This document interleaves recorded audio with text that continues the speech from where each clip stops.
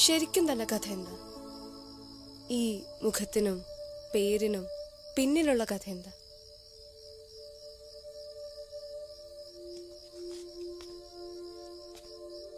അത് ഞാൻ പറയണില്ല.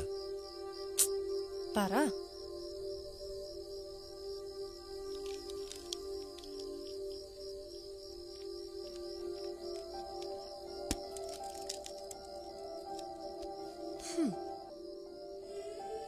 ഒരമ്മ, ഒരു മകൻ,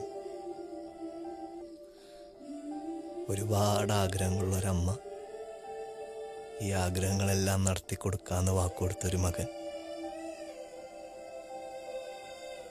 ഒടുവിലെല്ലാം ശരിയായപ്പോൾ ഈ മകന് പറ്റിയൊരു അശ്രദ്ധ,